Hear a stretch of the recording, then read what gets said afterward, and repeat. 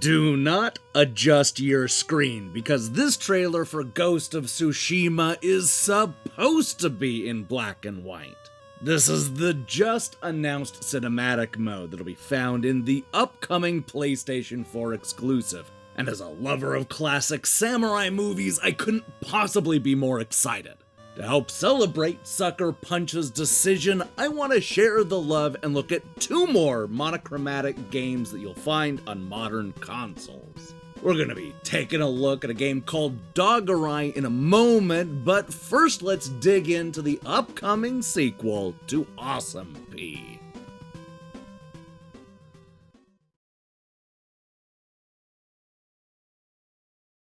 When I reviewed the game Awesome Pea last year, I concluded that it was a fun throwback platformer and little else. That wasn't as awesome as the title led on, but it was definitely a good game that only cost a few bucks. And trust me, you could do a whole lot worse. Now comes Awesome Pea 2, the brand new sequel that definitely proves that the people over at Pigeon Dev listened to the criticism leveled against the original. This is a better game in a number of ways, but is it awesome? Yeah, I think this series has a long way to go before I start using the A word. Once again, you play a greedy pea that rolls and jumps his way through 24 stages in an effort to collect all the coins and gems. Just like the original game, there isn't much of a story outside of traveling through a series of islands and surviving a bunch of platforming challenges. This means avoiding the enemies, spikes, water, and anything else that'll kill you, all while going out of your way to scour every inch of the level for floating coins. If you can make it to the end of the level, you'll move one step closer to reaching the castle and completing your quest. Now, while the style and core mechanics remain the same, Awesome Pea 2 does expand on the theme with better stage designs. One of the criticisms I had about last year's installment is that it would repeat the same themes and obstacles based on the background, which ultimately made the second half of the game too predictable. More thought has gone into constructing the levels this time around, allowing for more variety and surprises in each stage. There's a nice mix of backgrounds and dangerous things that'll kill you, helping to make this sequel a lot less predictable. Unfortunately, Awesome Pea 2 suffers from a lot of the same problems that plagued the first game. For one thing, there isn't much new here. Even after 2 full releases, Awesome Pea hasn't done a whole lot to stand out from the oversaturated market of throwback platformers. The character doesn't have a personality or any unique abilities, and you've seen all these obstacles in every other platformer released in the last 4 decades. There are also times when our hero isn't as responsive as he needs to be, which is a complaint I also had about the original game. We also need to talk about the lengths of the levels. While some of the early stages will only take you a few seconds to complete, there are some late game toughies that'll test your patience. The problem is the lack of checkpoints. The back half of the game is filled with obnoxious designs that require both perfect timing and a lot of luck to complete. But if you get hit even once, you'll have to go back to the very beginning of the level every single time. The good news is that you'll eventually beat even the toughest stages, but it will often come after a lot of frustration, repetition, and trial and error. Now, as a sequel, Awesome Pea 2 offers better level designs and a slightly more interesting journey. I like the throwback graphics, but wished that the second installment would have tried something different. You've seen all these elements before, even if you missed out on the first game.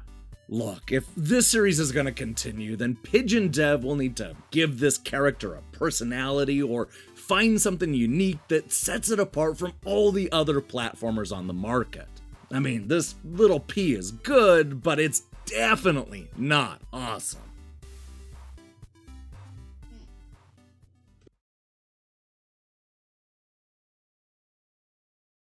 I love dogs, and I love old samurai movies. Now, you may think that those 2 normally unrelated interests don't have anything in common, but don't tell that to the creators of Dogurai. a retro-themed action game that turns a cute little pooch named Bones into the ultimate killing machine. It's a stylish 8-bit throwback that reminds me a lot of the Mega Man titles on the original Game Boy.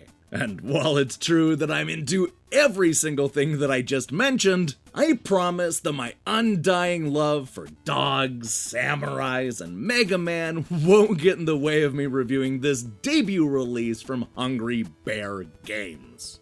Now, when I say that Bones the Samurai Dog is a killing machine, what I actually mean is that his specialty is killing machines.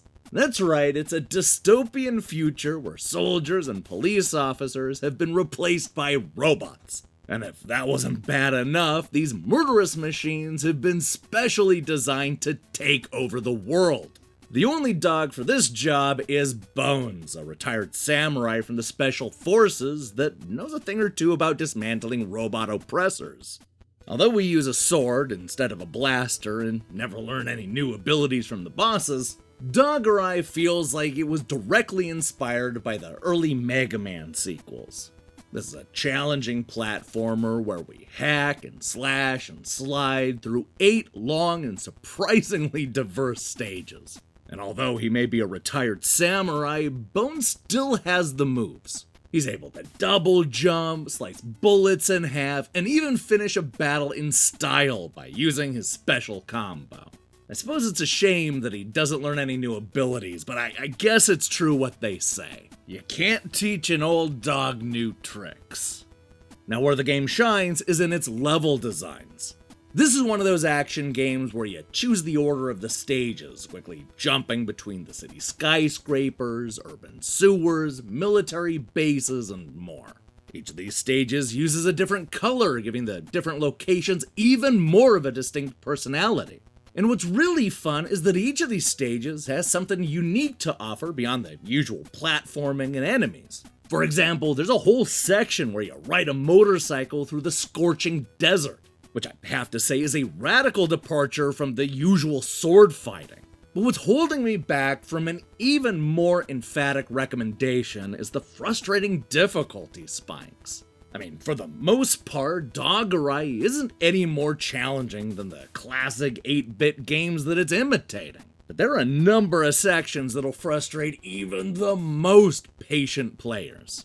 I'm talking about cheap deaths and unfair jumps that just feel like they were designed to be cruel.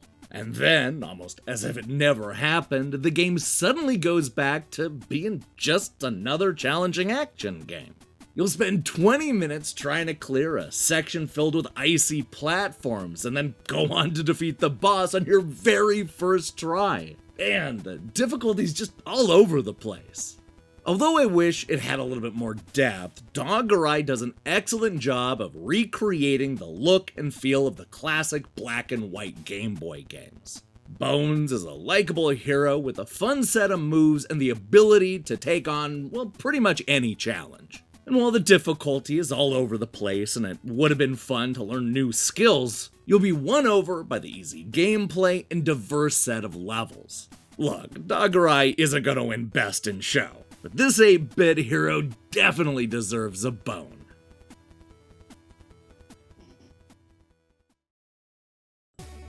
Hey, thanks for watching our reviews. If you liked what you saw here, then you should know that we post new reviews and features almost every day.